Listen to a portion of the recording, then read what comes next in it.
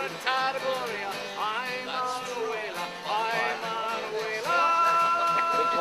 Free Gaza Coalition, and we're composed of a number of local organizations, all intent upon helping to break this illegal siege of Gaza.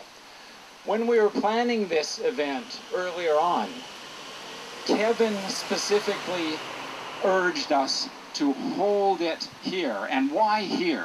Why at the memorial to the Mackenzie Papineau Battalion, the Canadians who went to help the Spanish cause, to fight fascism in Spain in the 1930s?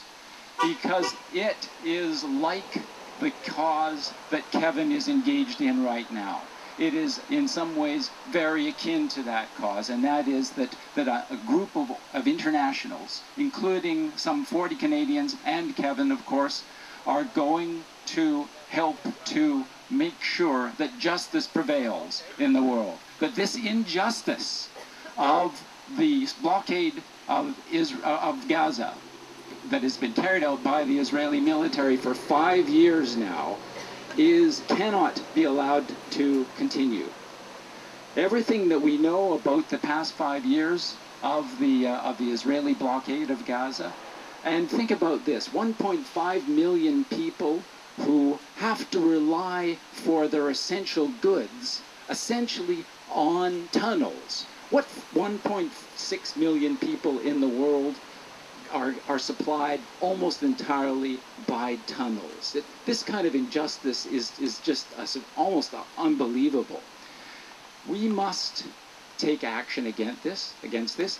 As you know, in 2010, there was a similar Gaza flotilla launched by internationals again. Kevin was on that flotilla, on the Mavi Maramra, the Turkish ship that was attacked by the Israeli military. And in the course of that attack, they killed, as we know, 9 internationals. What was the world's response to that? The media, in particular in Canada, saw that as Israel defending itself.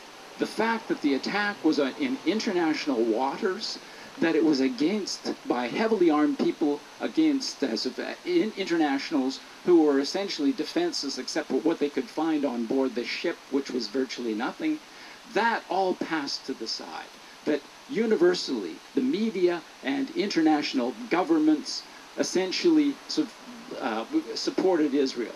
That's the consistent story again and again, and that must end. The people of Gaza and the Palestinians in general, not just those in Gaza, but the people of the Palestinians in general, who are equally living under occupation, just as the people of Gaza are, they must find justice, and that the people of the world are going to do that. In many ways, I think we could say that this event, and the fact that it's being held here at the Spanish memorial for the Mac Paps and the other internationals who went to fight the fascism in Spain, it's very similar in another way, and that is that in the 1930s, we know what governments, the Canadian government and the American government and the British government, what they did.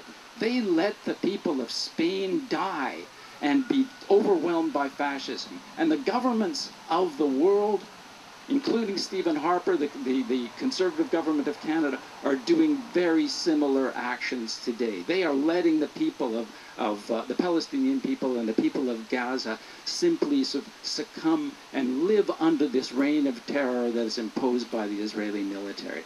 This is what Kevin and the other internationals are setting out now to help to break. Right?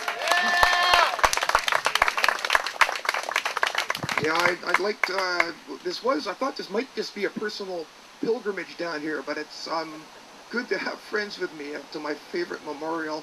And the reason I'm hurrying along is that Air Canada's on strike. I won't cross a picket line. I'm sure none of you would cross a picket line. So now I'm forced to take the ferry to Vancouver. So I have to speed up and get off the island as fast as I can. Otherwise, I won't make it. As I say, a personal pilgrimage to the memorial here. My favorite memorial against war, and the linkages between Gaza and Spain. As Larry said, there's a number of them. One, they're both blockaded.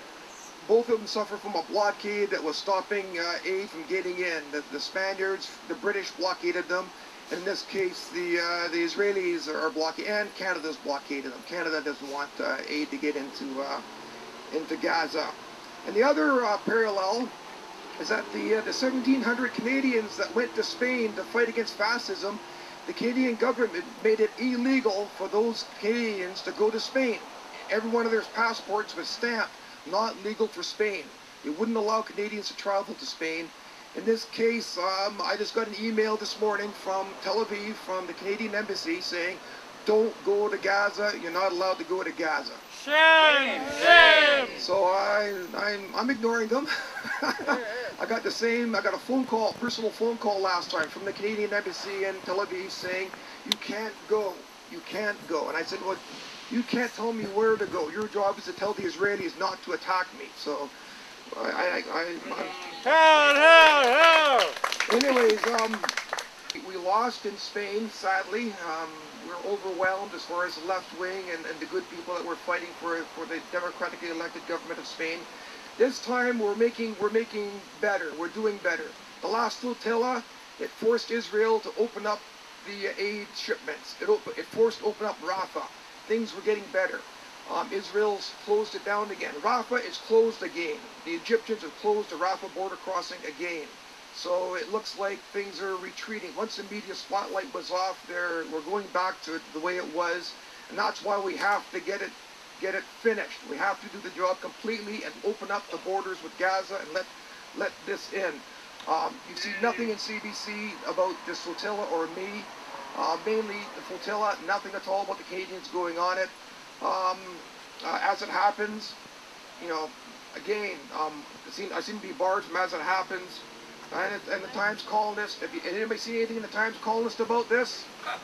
Nothing in the Times columnist. So what it comes down to is it comes down to folks like you. It comes down to average citizens like you. You're the ones that helped last time when the flotilla got in trouble, and it'll come down to you folks again.